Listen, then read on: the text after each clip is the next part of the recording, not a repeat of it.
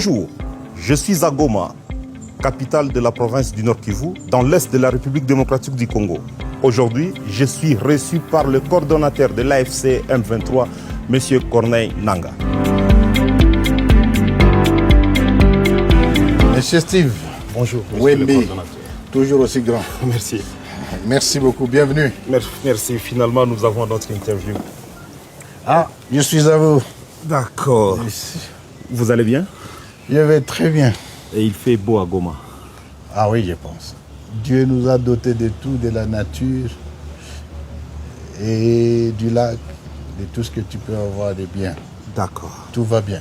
Je vais directement passer à poser des questions qui peuvent vous choquer, mais laissez-moi être journaliste. Je te connais indépendant. Pose tes questions librement. Discutons, c'est du Congo qu'on parle. D'accord. Monsieur le coordonnateur, la situation des droits de l'homme ici dans l'AFC, on vous accuse d'avoir tué près de 3000 personnes lors de votre arrivée. Quelle est votre réponse? Bon, je voudrais d'abord vous dire merci et bienvenue à Goma. Et avant de parler des questions des droits de l'homme, votre question, permet-moi de rendre hommage aux vaillants lions de Saramboué, l'armée révolutionnaire congolaise, ceux qui sont sur le terrain et qui d'autres sont tombés. Hommage à son chef d'état-major, son commandant, le général Soutani Makinga. Mais hommage aussi à ces combattants et cadres de l'AFC qui se sont donnés, qui se sont sacrifiés et qui se sacrifient encore pour la libération du Congo. Maintenant, revenons sur votre question touchant le droit de l'homme. Les droits de l'homme. Et les 3000 personnes. Je pense que nous sommes dans une lutte. Lutte pour les changements, lutte pour la paix, lutte pour la dignité des Congolais. Il y a un prix à payer. Mais cette lutte-là va de tous les sens. Il y a la lutte militaire, mais il y a aussi la lutte communicationnelle. Mais il y a aussi la lutte des mensonges.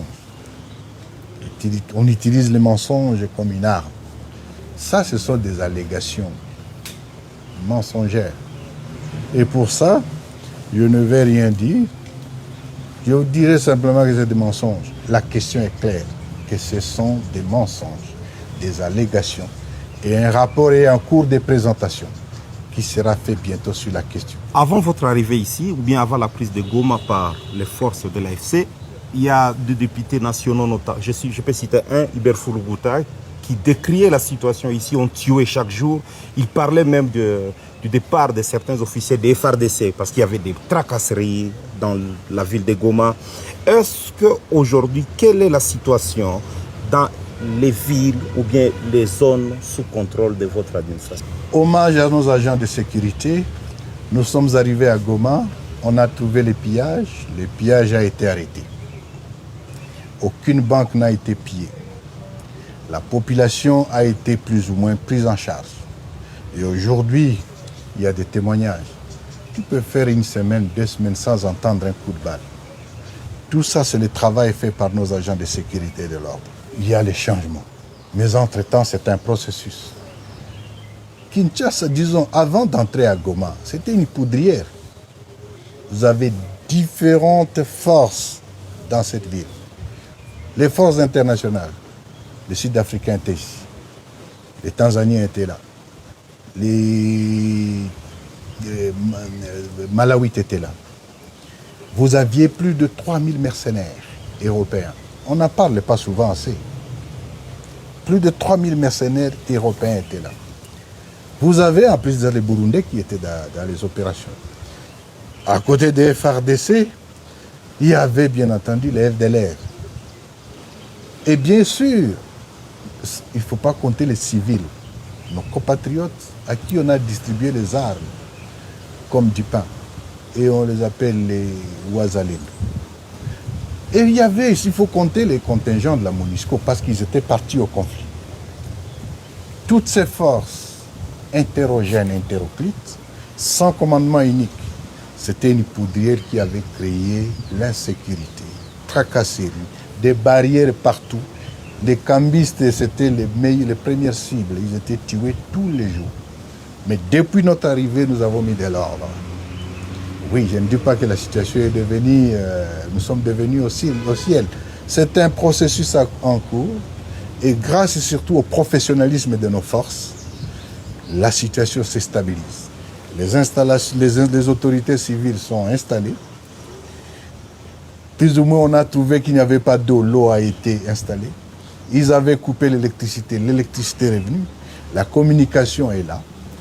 Oui, d'autres challenges restent, bien entendu. Mais la situation sécuritaire se stabilise. Au moins, c'est un défi qui reste parce qu'on doit continuer à récupérer les armes et distribuer aux civils et à tout le monde. Il y a des bandits qui circulent encore et qu'on sort. Voilà la situation. Donc aujourd'hui, la situation tend plutôt vers le bien. D'accord. Et j'essaie un peu de parler avec la population. Sincèrement, la population n'en peut plus. Pas de banque à Goma. Votre CADECO semble ne pas être encore opérationnel. Qu'allez-vous faire? La situation, vous dites que la population n'en peut plus parce que les banques ont été fermées. C'est une décision délibérément prise par M. Tshilombo pour punir la population de l'Est. Parce qu'ils sont swahiliphones. Les banques sont fermées sur ordre de Tshisekedi. Ce que je voudrais dire, que ça ne procède que d'un crime de guerre. Ce n'est pas une tactique de guerre, pas du tout. Les banques sont fermées par Kinshasa. Je voudrais dire ici et prendre la communauté internationale en témoin. L'argent détenu par ces banques n'appartient ni à l'État congolais, ni à la famille de Tshisekedi, et moins encore aux banquiers. L'argent appartient aux épargnants, à la population, aux enseignants, aux agriculteurs, aux opérateurs économiques, aux médecins qui vivent à l'Est. Ils ont pris la décision de fermer les banques. En fait, c'est une tentative de vol. Ils veulent voler l'argent des gens du Kivu. Mais c'est une situation difficile que nous gérons. Nous ne nous plaignons pas. Qu'est-ce qu'un enseignant a à voir avec la révolution? De toute façon, nous, les responsables de la révolution aujourd'hui, nous n'avons aucun compte dans les banques. Entre-temps, devant cette situation, on ne va pas rester les bras croisés. Nous sommes en train de prendre des solutions alternatives. Et c'est de là que tu parles de la CADECO. Ce n'est pas ma CADECO. La CADECO n'est pas à moi. C'est parmi les solutions palliatives que nous avons entreprises et que nous sommes en train d'opérationnaliser la CADECO dans ce sens. Il n'y a pas que la CADECO. Nous avons institué une autorité de régulation du secteur économique, financier et des assurances. Cet organe va jouer le rôle de la Banque centrale et c'est cet organe qui va nécessairement donner et qui va notamment donner des licences pour la création de nouvelles banques. Mais d'autres alternatives sont aussi là. Entre autres, l'utilisation aujourd'hui de la monnaie virtuelle, la monnaie électronique. Ça se fait dans d'autres pays. Aujourd'hui au Kenya, quand vous allez en Tanzanie, au Rwanda ou en Ouganda, même pour payer les taxis, on paye par les mobile money. Ce sont des solutions comme ça qui sont en cours. La CADECO sera là. On entame la réforme quant à la CADECO. Elle va devenir une banque à part entière.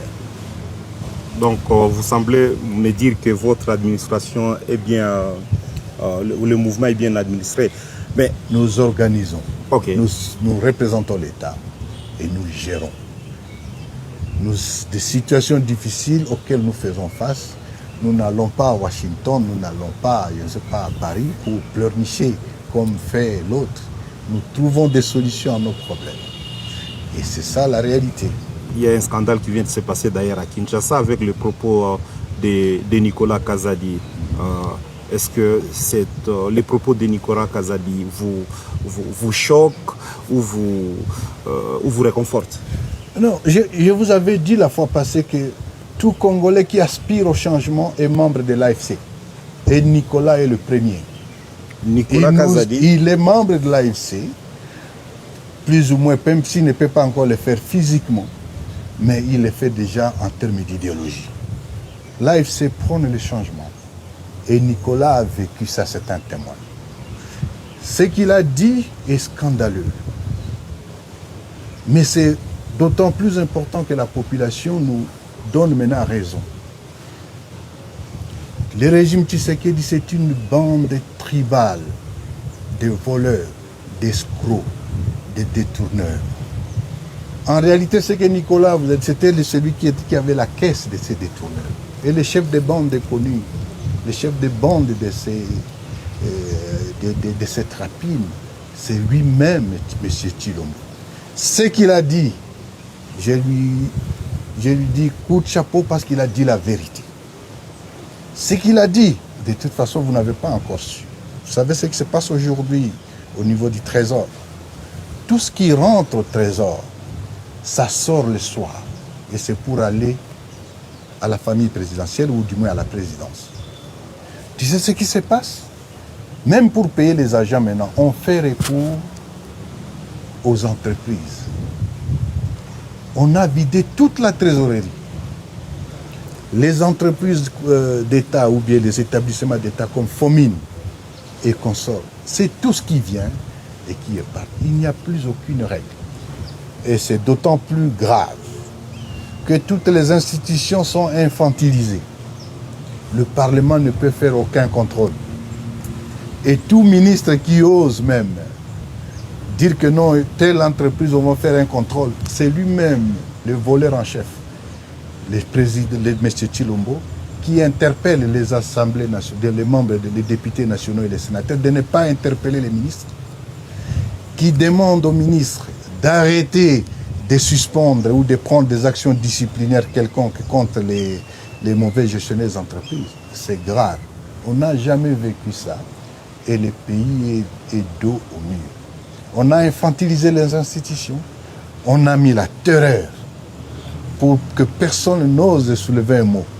Et tout ça, c'est grave. C'est tout simplement inacceptable. Et c'est la raison pour laquelle je vous dis que tout Congolais est membre de l'AFC, parce que tout Congolais aujourd'hui aspire au changement, à ce qu'on balaie cette racaille.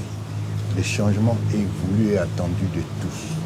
Vous critiquez la gestion de Tshisekedi. En même temps, le M23, vous êtes dans les mines, notamment dans le mine de Rubaya. Par où l'AFC écoule les minéraux qu'elle exploite? Non, corrige, rectifie d'abord. Comment je vais rectifier? Non, vous êtes dans les mines. L'Alliance Fleuve Congo ou les M23, nous ne sommes pas dans les mines. Mais vous contrôlez Rubaya. Nous sommes en train d'administrer l'espace libéré. Quand on administre, on n'est pas dans les mines. Je ne suis pas minier. Je ne suis pas un homme d'affaires. Non. Quand vous parlez de Rubaya, ce qu'il faut dire... Et comment sortent les minéraux de Rubaya? J'arrive. Okay. Permets-moi de te répondre, M. Wembi. Nous sommes arrivés à Rubaya il y a juste 11 mois. Et dès que nous sommes arrivés, avant même qu'on arrive à Rubaya, nous avons pris une décision. Et cette décision, il y a une année, c'est la décision portant interdiction formelle à tout membre ou tout cadre de l'AFCM 23, militaire comme civil, comme politique, de s'immiscer, soit dans l'exploitation et encore moins dans la commercialisation des substances minérales. L'activité minière dans les territoires qui sont les nôtres, pour des contraintes que nous subissons, c'est une activité en berne. Et c'est l'activité pour laquelle nous devons mobiliser les opérateurs économiques quant à ce. Pourquoi c'est en berne? La question bancaire est importante. Nous continuons, l'insécurité dans certaines zones d'exploitation est encore là, et qu'on sort. Mais la question, posons-nous quand même la question. Avant que l'AFC M23 n'arrive à Rubaya, avant ces minéraux qui exploitaient? Mais c'est la famille Tshisekedi qui exploitait ça. C'est la famille Tshisekedi qui a ravi cette mine à M. Mwanga Tchouchou. Où est-ce qu'ils exportaient? Ils exportaient toujours par le Rwanda. Ils exportaient toujours par l'Ouganda. Ils exportaient toujours par le Burundi. Aucune substance minérale ne part d'ici vers Kinshasa parce qu'il n'y a pas de route. Pourquoi vous ne posez jamais cette question et dites, mais comment vous le faisiez ça? Non, je vous confirme encore, l'Alliance Fleuve Congo M23 n'est pas dans les mines, n'est pas dans les business. Nous voulons le changement du pays pour la dignité du Congolais.